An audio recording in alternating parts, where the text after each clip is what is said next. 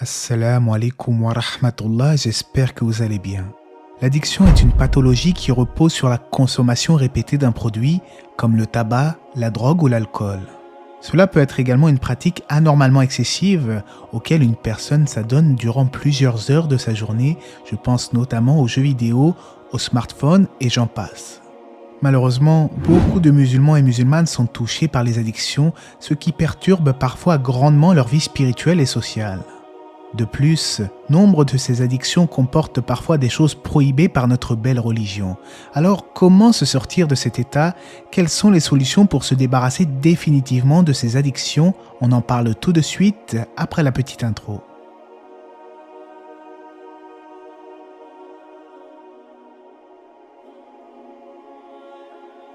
On va commencer avec quelque chose qui parle à la plupart d'entre nous. En effet, qui n'a pas de smartphone de nos jours? Si son utilisation s'avère inévitable dans notre société, il faudrait faire attention au temps que nous passons sur les réseaux sociaux. Je sais que certains me répondront « Oui, mais il n'y a pas que du mal sur les réseaux, il y a des vidéos sur l'islam et sa spiritualité. » C'est vrai, néanmoins, tous les gens n'ont pas cet état d'esprit.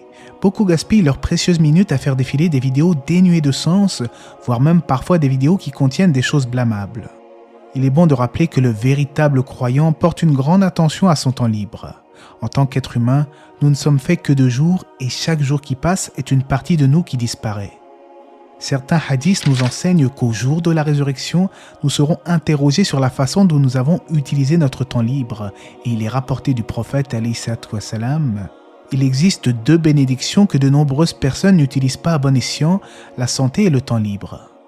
Il en va de même pour les jeux vidéo. Beaucoup d'entre nous avons grandi avec cela, mais on peut constater qu'aujourd'hui cela a pris une place tellement importante dans la vie des gens qu'ils en négligent leur spiritualité. Parfois même, certains de ces jeux contiennent des éléments en contradiction avec l'islam, avec pas mal de choses interdites. Certains gamers, comme on les appelle, sont parfois tellement pris par le jeu qu'ils se disputent en ligne avec d'autres joueurs jusqu'à en arriver aux insultes. Pour synthétiser, que ce soit les réseaux ou les jeux vidéo, le musulman doit avoir un programme au quotidien et qui ne soit pas exclusivement basé sur ses passions. Cela est valable avec tous les loisirs bien entendu, et bien que certains soient totalement licites, le vrai croyant a le sens des priorités, d'abord sa spiritualité, puis sa vie familiale et professionnelle, et après pourquoi pas se détendre sans exagérer ni transgresser.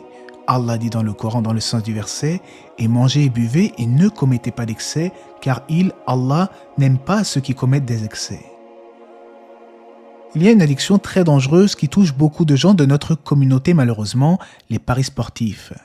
Le pire, c'est que lorsque vous essayez de leur en parler, ils ne voient pas le moindre mal à cela alors qu'il s'agit en réalité d'un jeu de hasard. En effet, lorsqu'il y a le moindre risque pour la personne de perdre de l'argent, cela est totalement interdit par notre religion et Allah dit dans le Coran dans le sens du verset « Le diable ne veut que jeter parmi vous, à travers le vin et le jeu de hasard, l'inimitié et la haine, et vous détourner d'invoquer Allah et de la salat. Allez-vous donc y mettre fin ?» De surcroît, beaucoup de gens souffrent d'une addiction viscérale vis-à-vis de ce genre de paris, ce qui entraîne des problèmes financiers ainsi qu'une instabilité sociale. Le musulman intelligent n'utilise pas les biens qu'Allah lui a octroyés à mauvais escient. Il ne dilapide pas son argent, mais plutôt il s'en sert au service de sa famille. Et comme le Coran nous l'enseigne, les gaspilleurs sont les frères des diables et le diable est très ingrat envers son Seigneur. Tout ce qui nuit à la santé est interdit en islam, que ce soit les différents types de drogues, voire même le tabac et par extension la chicha. En fait, Allah a créé nos corps pour l'adoration, non pas pour que nous l'empoisonnions. Allah dit dans le Coran, traduction rapprochée, « Et ne vous tuez pas vous-même, Allah en vérité est miséricordieux envers vous. Et quiconque commet cela par excès et par iniquité, nous le jetterons au feu, voilà qui est facile pour Allah. » Et on rapporte du messager d'Allah, alayhi salatu wassalam, « Celui qui se tue à l'aide d'un objet d'ici-bas sera châtié avec le même objet au jour de la résurrection. » En effet, en islam, le suicide est formellement interdit et fait partie des péchés les plus gravissimes. Certains hadiths menacent même celui qui se suicide de l'enfer éternel. Néanmoins, si j'ai cité ces textes, c'est pour nous réveiller avant tout, mais je ne dis pas qu'une personne qui décède suite à un cancer lié au tabac est considérée comme un suicidé. Je laisse cela à Allah. En effet, je sais bien que celui qui fume n'a pas l'intention de mettre fin à ses jours, mais ces textes sont là pour nous rappeler que nous ne devons pas prendre à la légère notre santé et préserver le corps qu'Allah nous a donné. Dans le Coran, Allah nous dit qu'il nous a autorisé les bonnes choses et nous a interdit les mauvaises.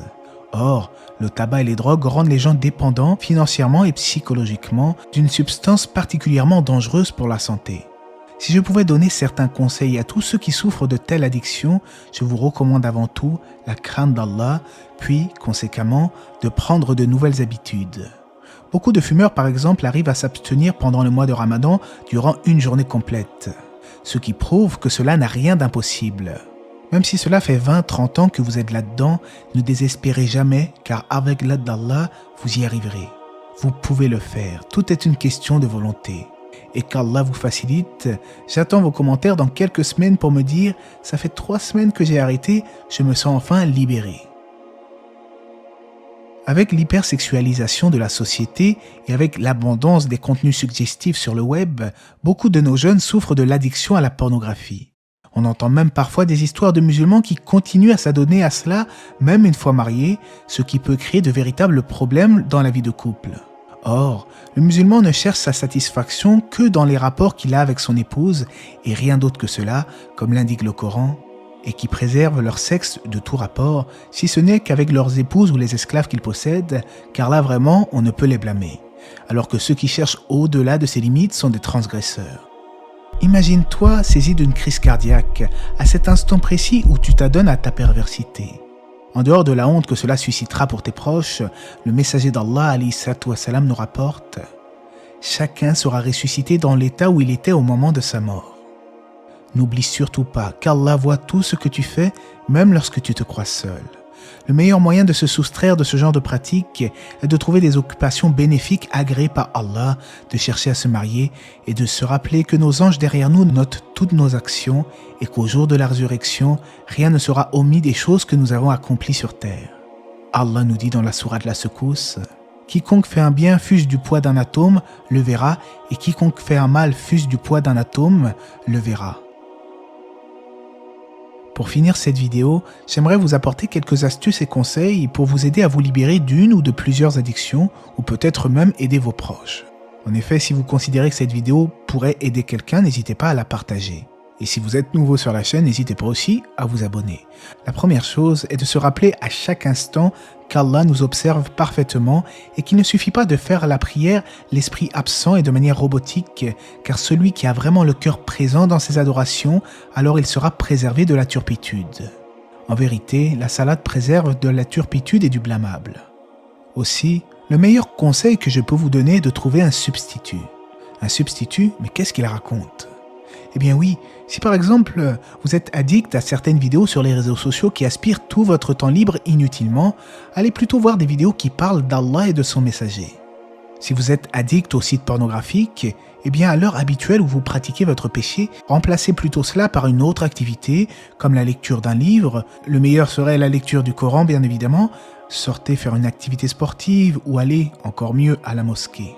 Tout est une question d'habitude. Celui qui habitue son âme au bien, elle finira par s'adapter et vous pourrez enfin dire « Alhamdulillah, c'était pas si dur que ça ».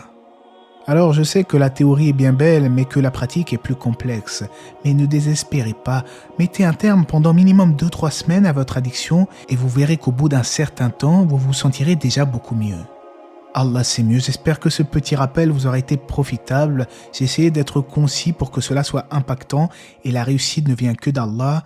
Que la paix et les bénédictions d'Allah soient sur le prophète, sa famille et ses compagnons.